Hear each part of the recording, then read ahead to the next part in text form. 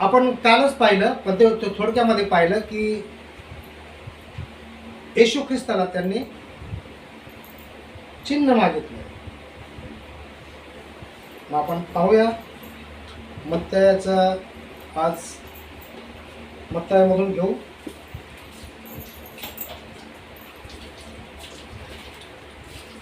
मत्तय याचा 12वा अध्याय 38 पासून 45 पर्यंत आपण घेऊया. पहिलं 38 पासून 42 पर्यंत मी आपला वक्तव्य वाचतो, ते आपण लक्ष देऊन ऐकू. तेव्हा शास्त्री व परुषी ह्याच्यापैकी काही जण त्याला म्हणाले, गुरुजी, तुमच्या हातचे चिन्ह पाहावे अशी आमची इच्छा आहे.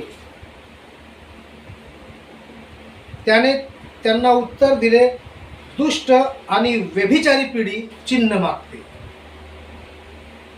परंतु योना संदेष्टा ह्याच्या चिन्हा वाचून तिला दुसरे कोणतेही चिन्ह मिळणार नाही.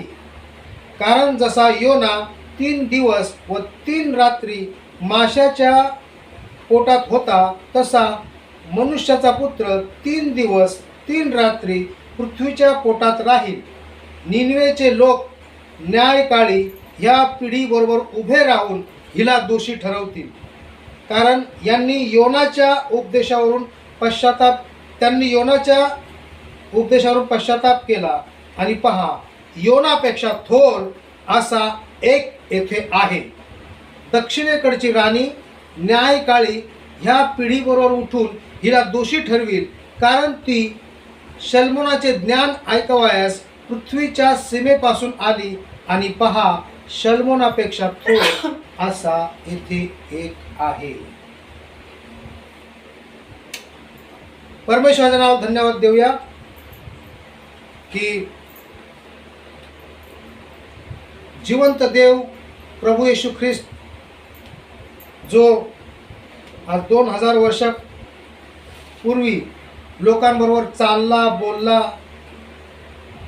त्याने त्याचे दुःख वाहिले लोकांचे, आणि लोक त्याला म्हणत आहेत की तू आम्हाला चिन्ह दाखव,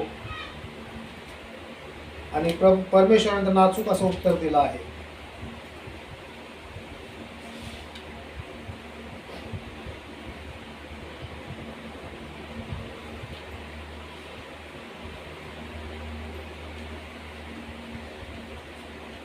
तेव्हा शास्त्री परुषी यांच्यापैकी काही जण त्याला म्हणाले की तुमच्या हातचं आम्हाला काय दाखव, चिन्ह दाखव.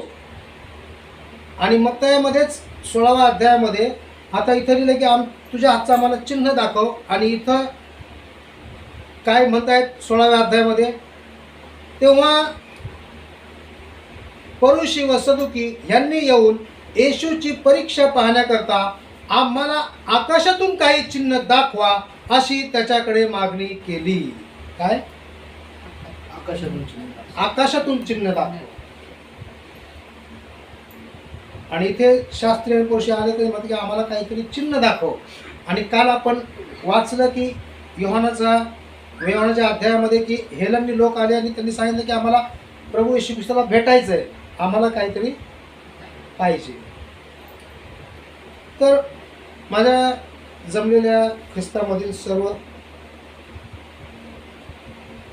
मंडळींनो, की सगळ्यात महत्त्वाचं आमच्या जीवनामध्ये आम्हाला जे काही पाहिजे असतं, जे काही हवं असतं, मनुष्याकडून म्हणा, देवाकडून म्हणा, निसर्गाकडून म्हणा, तर आम्हाला एक प्रतीक त्याचं पाहिजे असतं, एक चिन्ह पाहिजे असतं.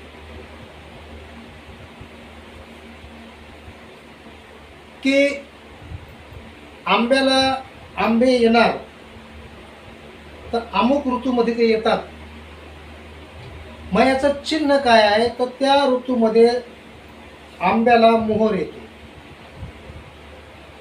आणि मग त्याला फळं येतात, आहे ना. हे चिन्ह आहे.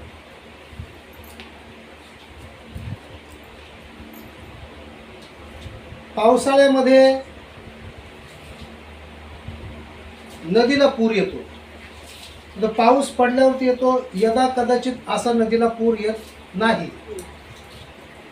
वरती पाऊस झाला, इथं नदीला पूर आला, पूर जर आला, खाली जर पूर आला, आमच्या इथे पाऊस नाही पडला, पण वरती पाऊस पडला. गावाला जसा डोंगर भाग असतो ना, डोंगर भागावरती पाऊस पडला तर त्या खालच्या भागाला नदीला पूर येतो. पण ते आपण म्हणतो की बाबा आमच्या तिथं पाऊस नाही पडला, पण नदीला पूर कसं काय आला? चिन्ह तिकडं घडलं, पाऊस तिकडे पडला, इथं नदीला पूर आला.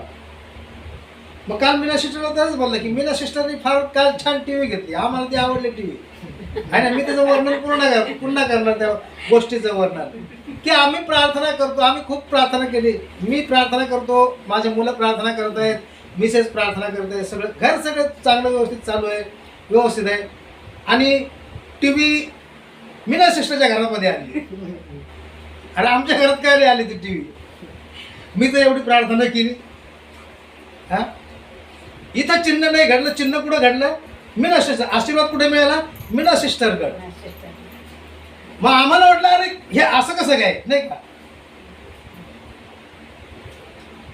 मला वाटलं मला चांगली नोकरी मिळाली, मी प्रार्थना करतो आणि नोकरी मिळाली दुसऱ्याला चांगली.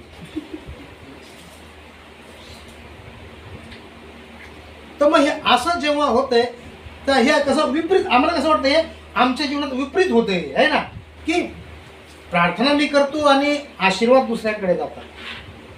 पण आम्ही हे विसरतो की आम्ही प्रार्थना करतो तर आमची प्रार्थना देव ऐकतो आणि देव त्यांच्या लोकांना आशीर्वाद देतो. प्रार्थनेचा मध्यस्थ कोण आहे? मी आहे. मग हे मी विसरून जातो की प्रभूने मला चिन्ह ठरवलंय. काय? प्रभूने मला चिन्ह ठरवलं की प्रार्थना तू कर दुसऱ्यांसाठी. मोशेला लोकांसाठी मध्यस्थ केलं होतं. मोशे लोकांसाठी सगळी तरतूद करत होता. मोशे अहरोनाला अभिषेक करत होता. यहोशुवाला तो सांगत होता इथे जाऊन युद्ध लढ. मोशेच्या द्वारे मोशे मध्यस्थ होता, मोशे प्रार्थना करत होता आणि त्याच्याद्वारे लोक आशीर्वादित होत होते. मग चिन्ह कुठे घडतंय? प्रजेमध्ये घडतंय, सगळीकडे त्याच्या लोकांमध्ये घडतंय. मोशे तर काम करून वैतागला 40 वर्ष. तर तो ओझ आहे, त्याला बोज व्हायचा दिलाय त्याला. तू प्रार्थना कर, तू प्रार्थना कर, तू अहरोनासाठी तेल बनव, तू अहरोनाला आंघोळ घाल, त्याला याजकाचे कपडे घाल, तू कर, मग तो अहरोन माझी सेवा करील. कोण करायचंय? तू करायचंय. कोणासाठी? माझ्यासाठी. त्यांना तयार कर, ते माझ्या येऊन सेवा करतील. आणि असं करता करता बऱ्याच गोष्टी आहेत त्याच्यामध्ये. म्हणजे शास्त्री आणि परुषी हे यांच्या वाचनामध्ये आहे की ख्रिस्त येणार आहे, सगळ्या गोष्टी आहे. पण तू कोण आहेस नेमका? तू आमच्यासाठी काहीतरी चिन्ह कर, आकाशातून काहीतरी दाखव. आता आकाशातून तर परमेश्वराने पहिलंच चिन्ह दाखवलं होतं. पवित्र शास्त्रामध्ये मत्ताईच्या वर्तमानामध्ये काय सांगितलंय आणि जुन्या करारामध्ये पण काय सांगितलं की पहा, कुमारी गर्भवती होईल आणि ती पुत्र प्रसवेल. काय होईल? कुमारी, ती गर्भवती होईल आणि ती पुत्र प्रसवेल, मग तिला मुलगा होईल. आणि तुम्हास चिन्ह हे आहे की पूर्व दिशेला मोठा तारा चमकेल, तो तारा पाहून तुम्ही त्या बालकाकडे जा. मग हे चिन्ह नाही झालं का? हे काय यांच्या वाचण्यामध्ये जुन्या लोकांच्या आलं नाही का? आलं, पण त्यांना अडवायचंय कुठेतरी की अजून आम्हाला काहीतरी दाखव. मग प्रभू येशू ख्रिस्ताने त्यांना स्पष्ट सांगितलंय की जी दुष्ट पिढी आहे ती चिन्ह मागते. म्हणजे आज आम्ही जे प्रार्थनेला बसलो आहोत, मी कोणावरती मी आक्षेप घेत नाही, कोणावरती बोट ठेवत नाही, पण जिथे प्रार्थना सभा असते, जिथे प्रभूच्या नावामध्ये लोक येतात आणि काही लोक पहिल्यांदाच येतात, दुसऱ्यांदा येतात, तिसऱ्यांदा येतात, तर ते येतात कशासाठी? आम्हासाठी चिन्ह दाखव. काय? आता मी तर भरपूर केलं, पण जर तुझा देव येशू ख्रिस्त आहे, खरंच तो देव आहे, तर तो काय चिन्ह करतो? तो काय चमत्कार करू शकतो? आमच्यासाठी काय कर? चिन्ह दाखव. खरंच तुझ्या प्रार्थनेमध्ये ताकद आहे तर काय कर? चिन्ह दाखव. म्हणजे असे मागणारे आणि ज्यांचा हेतू स्वच्छ नसतो असे लोक जेव्हा येतात आणि चिन्ह मागतात त्यांच्या आयुष्यामध्ये काहीही घडत नाही,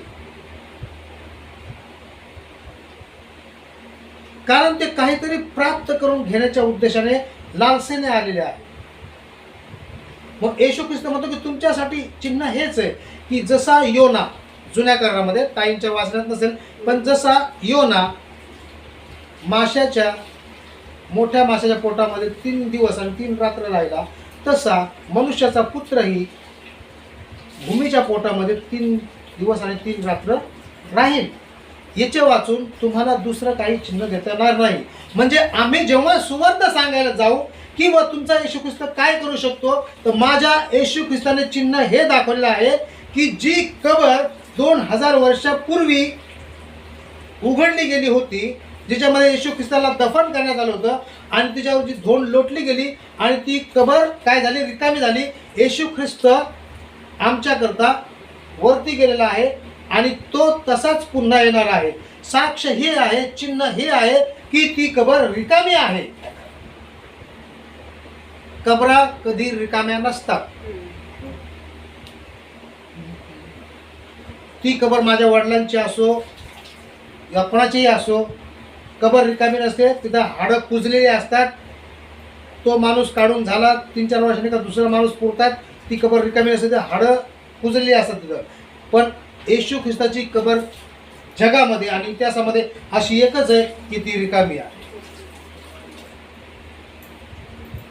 3 दिवस 3 रात्र मी राहील आणि पुन्हा उठेल, हे तुमच्यासाठी चिन्ह आहे. म्हणून योनाने ज्या वेळेस निनवे शहराला जाऊन सांगितलं की पश्चाताप करा, नाहीतर परमेश्वर ह्या शहराचा पूर्ण विध्वंस करणार आहे, पश्चाताप करा. त्यांनी निनवे शहर, ज्या शहराला 3 दिवस लागत होते फिरून यायला, तर योना 1 दिवसाची वाट चालून जात असताना त्यांनी घोषणा करायला सुरुवात केली की तुम्ही काय करा, पश्चाताप करा, आपले पाप कबूल करा. आणि 1 दिवसाची वाट चालून जात असताना तो घोषणा करत गेला, सांगत गेला की तुम्ही पश्चाताप करा, पश्चाताप करा. आज दहिसरमध्ये आम्ही असं जाऊया स्टेशनकडे आणि सर्व दहिसरमध्ये घोषणा करू की स्वर्गाचं राज्य जवळ आला आहे, प्रभू येशू ख्रिस्त उठला आहे, येशू ख्रिस्त येणार आहे, पश्चाताप करा, तुम्ही सर्व पश्चाताप करा. तर आपल्यावरती लोक बघतील आणि काही वेळाने आपल्यावरती कंप्लेंट दर्ज करतील. याला आतमध्ये टाका.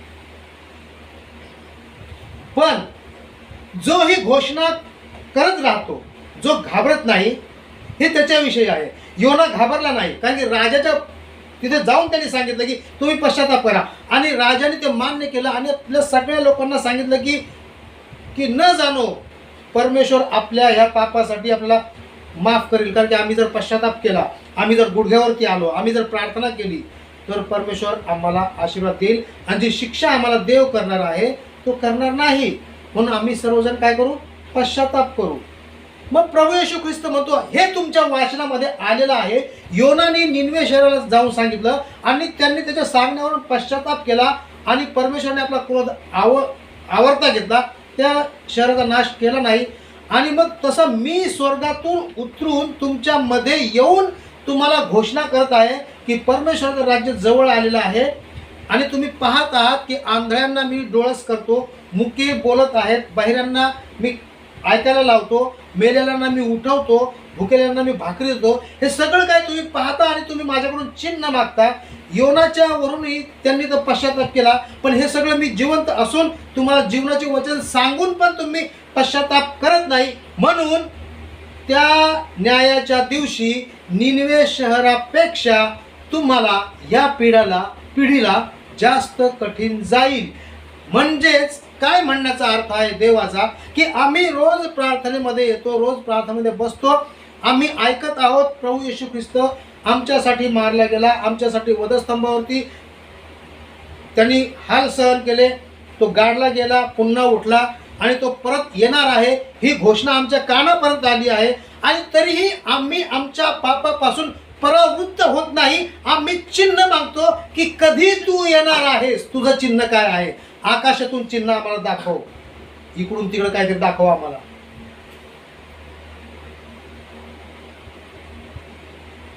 नाही त्यांनी 2000 वर्षापूर्वी सांगितलं, तो आतापर्यंत आलाच नाही, त्याची काय गॅरंटी येईल का नाही? हे आज लोकांचा हा विचार आहे ना. एखाद्या घराचा कर्ता पुरुष किंवा जर मिलिटरीमध्ये गेला, नवीन लग्न झालेलं आहे त्या स्त्रीचं, आणि बहुतेक उदाहरणं अशी आहेत, नवीन लग्न झालं आणि तो मिलिटरीमध्ये कामाला आहे, तर जेव्हा त्याला ऑर्डर येते आणि तो जातो बॉर्डरवरती लढण्याकरता, आणि ही नवीन विधवा त्याची वाट बघत बसते. तिला हे माहीत नसतं की माझा पती तिथून कधी परत येणार आहे, ते युद्ध संपून कधी मागे येणार आहे. तिच्या पत्नीला हे माहीत नसतं, पण तो येणार आहे एवढं माहीत आहे. कधी येणार हे माहीत नाही, पण येणार. वर्षाने 2 वर्षाने जेव्हा युद्ध संपेल तेव्हा तो येईल. युद्ध ह्या जगाचं असं सुरू आहे. सैतानाच्या सर्व योजनाविरुद्ध आम्ही घोषणा करते, आम्ही प्रार्थना करणारे लढत आहोत, आणि घोषणा पृथ्वीच्या कानाकोपऱ्यापर्यंत पोहोचवायची आहे. मग तो आमचा येशू ख्रिस्त येणार आहे. कधी येणार आहे आम्हाला माहीत नाही, फक्त त्याला माहीत आहे. कधी येणार आहे त्या पत्नीला माहीत नाही, तिच्या नवऱ्याला माहीत आहे की तो परत कधी येणार आहे. म्हणून असं होत नाही की आता नवरा गेला, बॉर्डरवर गेला, मला काय माहीत नाही तो कधी येणार आहे, त्याला 6 महिने झाले, 1 वर्ष झालं, आता मग मी कधी लगेच दुसरं लग्न करून टाकते, कारण की तो कधी येणार मला माहीत नाही. त्याचं काही चिन्हच नाही, त्याचा फोन येत नाही, त्याची तार येत नाही, त्याचं काही पोस्ट ऑफिसमधून मला पत्र येत नाही. मग राहून करू तरी काय? माझी जवानी मी अशीच व्यर्थ घालू काय? ही आज लोकांची काय आहे अवस्था आहे.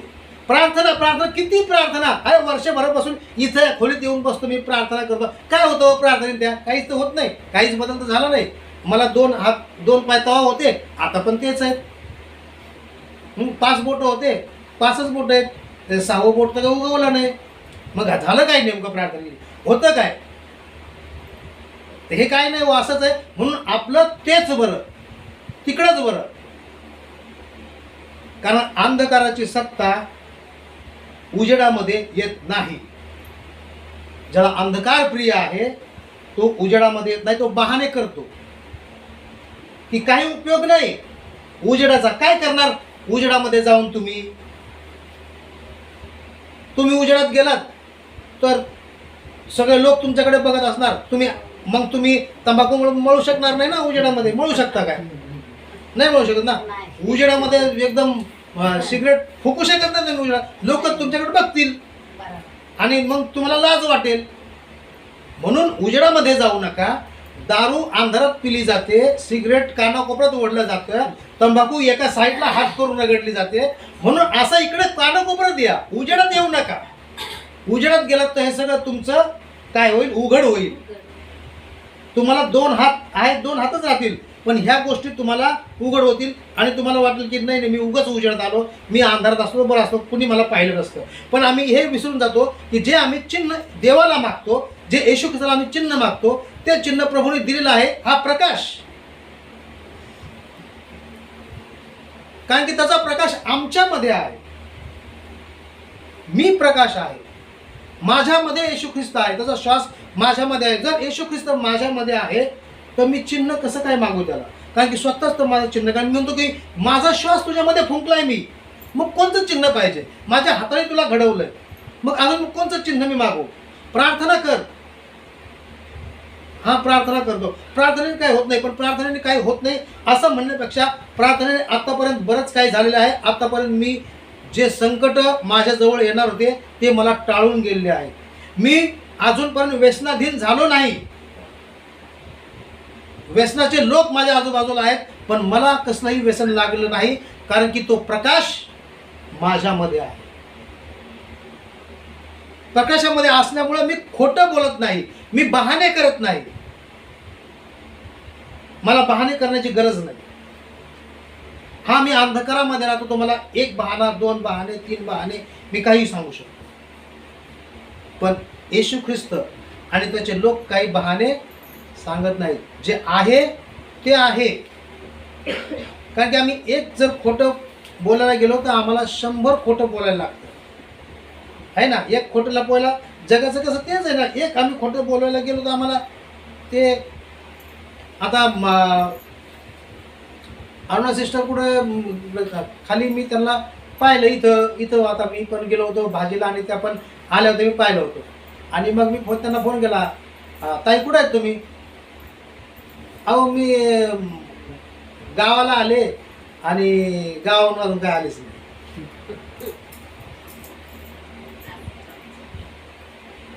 हा, तर आपल्याला काय वाटतं की ह्या माणसाने आपल्याला पाहिलं नाही. बरं चला मी पाहिलं नाही, पण आम्ही जे खोटं बोललो देवाने तर पाहिलं ना. हो, देवाने पाहिलं. आहे का नाही? काय नाही मला आता प्रकाश आता इथल्या इथं यायचंय, पण तो तिकडून निघून गेला घरी निघून गेला. इथं जवळच यायचंय त्याला, तर लांब जायचं नाहीये. हो. पण नाही आता मला असं होतं मला तसं होतं, मग मी तसाच तिकडून निघून गेलो. पण उपयोग काय झाला त्याचा? मला असं बोलून ठीक आहे मी समाधानी आहे, पण परमेश्वर समाधानी आहे का? प्रत्येक लेकरू प्रत्येक बापाला आपलं लेकरू आपल्या जवळच असं वाटतं की नाही?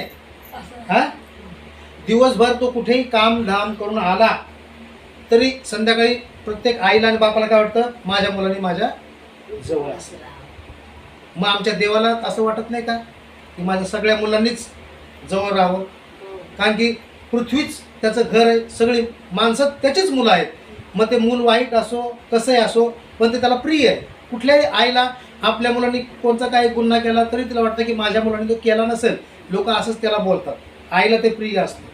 तसं परमेश्वर म्हणतो की जर कोणता दुष्ट पडला, म्हणजे कोणी खराब वागणारा जर पडला तर मला आनंद होईल काय? नाही, मला आनंद होत नाही.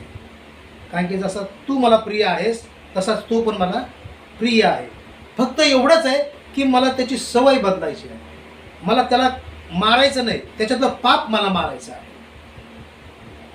आणि हे जर आम्हाला करायचं आहे तर आम्ही प्रार्थनेमध्ये तत्पर असलं पाहिजे. म्हणून आम्ही येशू ख्रिस्ताची शिकवण, देवाची जी सत्याची शिकवण ती अंगीकारली पाहिजे. खरं काय आहे ते आम्ही अंगीकारलं पाहिजे. मग आम्ही चिन्ह मागणार नाही, मग आम्ही नियमित प्रार्थनेला बसू. मग आम्ही असं म्हणणार नाही की मला हे पाहिजे मला ते पाहिजे. कारण की ज्याला देवाची प्रीती मिळाली, ज्याला देवाची शांती मिळाली, त्याला सगळं काही मिळालं. येशूचे 12 शिष्य होते. 12 शिष्यांकडे काही हवेली बंगला वगैरे काही नव्हता. ते एका कपड्यावर लोकांना सुवार्ता सांगत होते आणि येशू ख्रिस्त गाजवत होते. त्यांनी कोणी जमीन जुमले घेतले नाहीत, घरं बांधले नाहीत आणि त्यांनी चिन्ह नाही मागितलं. मोठे शिकलेले लोक चिन्ह मागतात.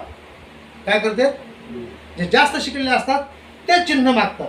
ज्यांचे ओव्हर एज्युकेटेड झालेले असतात ते चिन्ह मागतात. कारण की त्यांना माहीत असतं की मी 1000 पुस्तकं वाचलेत, मी इतके ग्रंथ वाचलेत, हे पुस्तक खरं आहे, ते पुस्तक खरं आहे, अमुक पुस्तक खरं, तमुक पुस्तक खरं आहे, हे वाचलंय मी. पण याच्यामध्ये थोडी, याच्यामध्ये काय चिन्ह दाखवतोय तुझं देव? याच्यामध्ये तर लिहिलंय स्वयंपाक करताना कांदा कसा उभा चिरावा,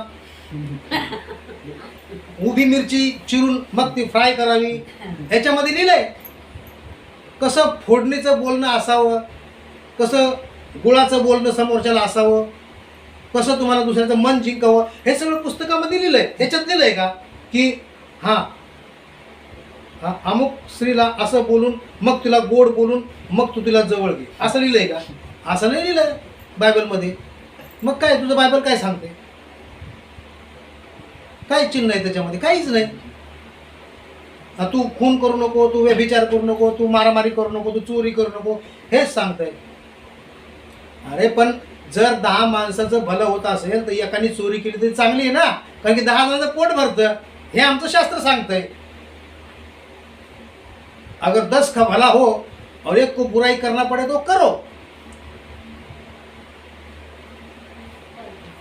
हे जगाची राहणी ही म्हणती. मग काय हरकत आहे? आता जर कोणाचं भलं होत आहे तर तू खोटं बोल. त्यांनी 10 लाख रुपये कोणाच्या चोरी केले तिजोरीमधून मला माहीत आहे, पण त्याच्या कुटुंबाचं भलं होणार आहे म्हणून सांगू नको. तू खोटं बोल. नाही नाही त्यांनी घेतले नाहीत. हा का? कारण की त्याचं भलं होणार. आणि ज्याचं नुकसान झालं त्याचं काय? त्यांनी कुणाकडे जायचं? तो गेला असंच. ज्ञान अपूर्ण आहे, जगी ज्ञान अपूर्ण आहे. संपूर्ण ज्ञान फक्त आमचा परमेश्वर आम्हाला देऊ शकतो. म्हणून तर चिन्ह मागू नको, मी स्वतः चिन्ह आहे तुला इथे. हो,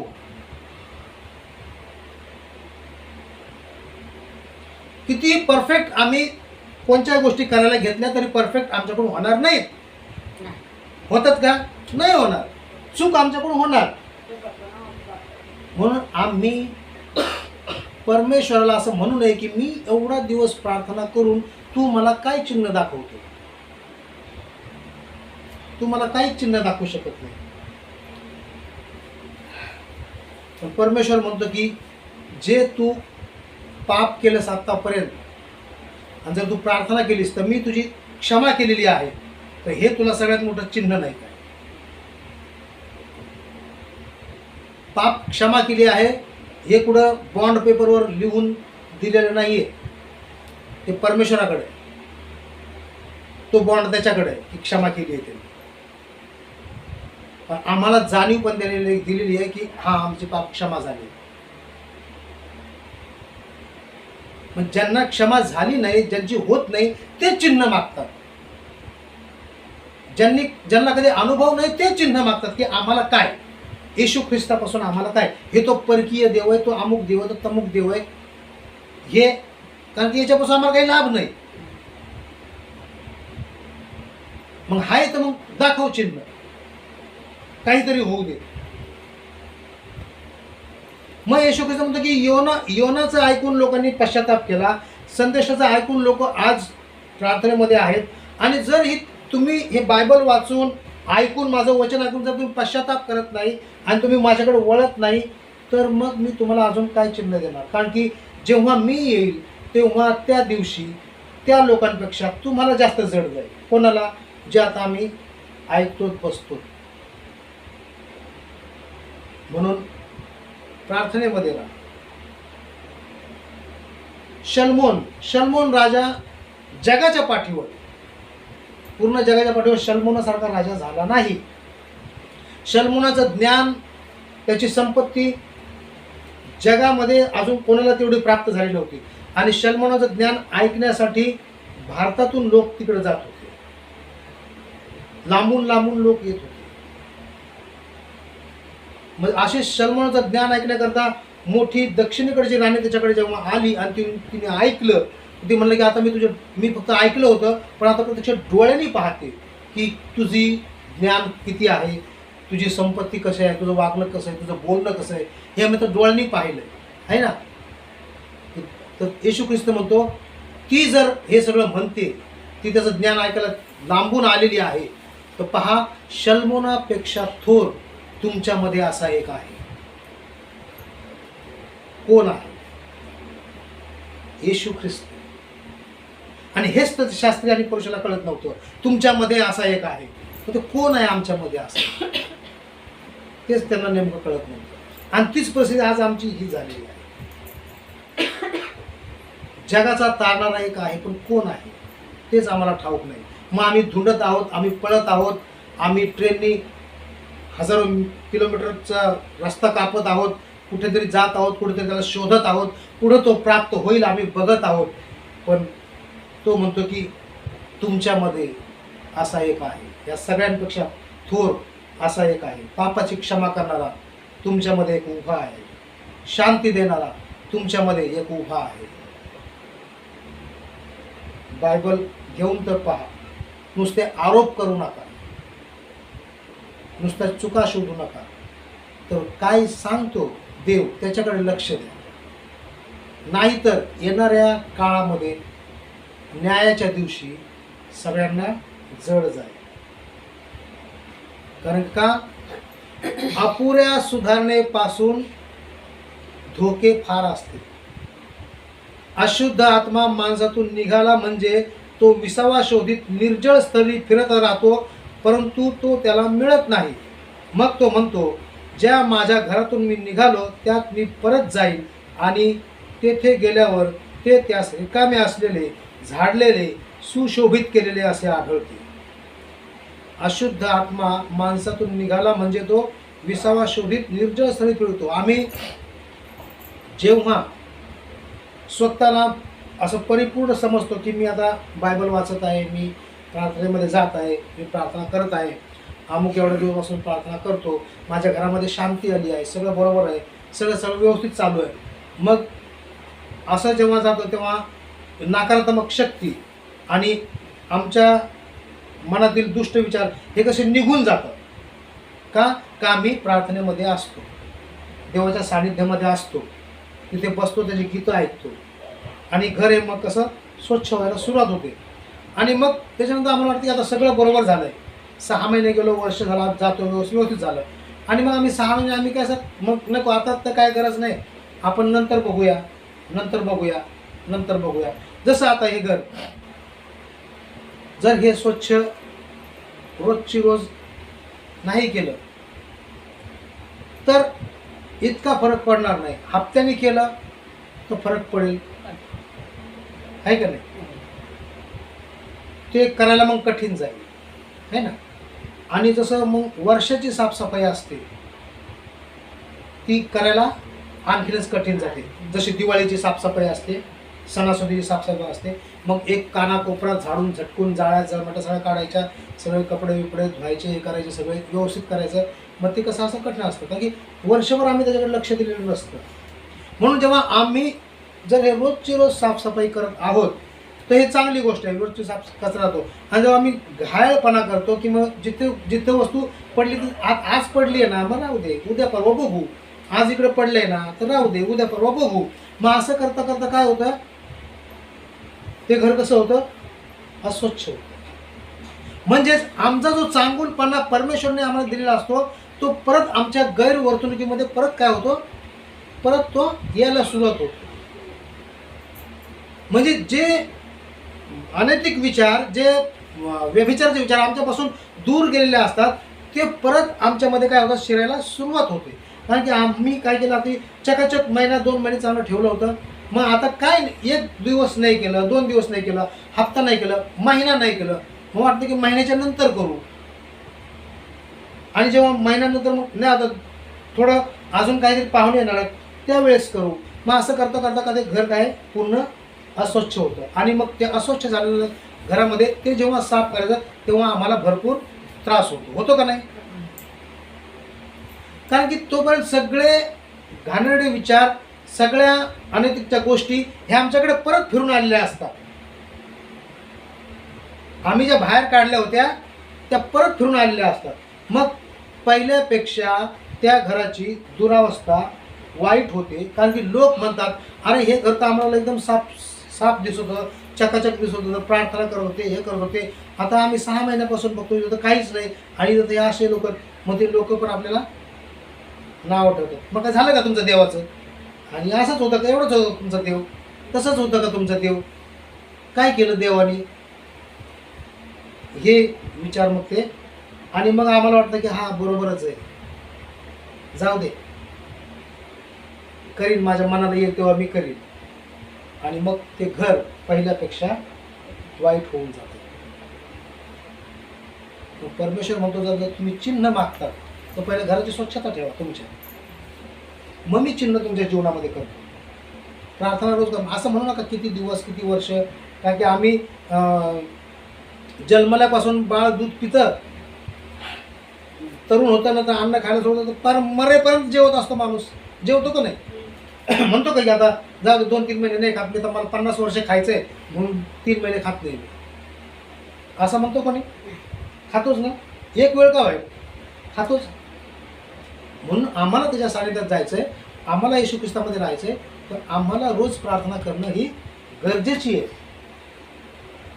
तुम्ही करा 3 वेळेस दिवसातून प्रार्थना करा, उपवास प्रार्थना. तुमच्यामध्ये डेअरिंग आहे तर बघा वर्षभरामध्ये तुमचे दिवस कसे पालटतात. मग तुम्ही चिन्ह मागणार नाही, कारण की आशीर्वाद तुम्हाला धावून तुमच्याकडे येतील. आणि परमेश्वराचं वचन आहे. पण निस्वार्थपणे दुसऱ्यांसाठी, माझंच, मलाच मलाच मलाच मलाच नव्हे तर इतरांकरता. जेव्हा आम्ही इतरांकरता करू तेव्हा ते माझ्यापर्यंत येते. हालेलुया. प्रभूकडे वचन सगळ्या समाज होते.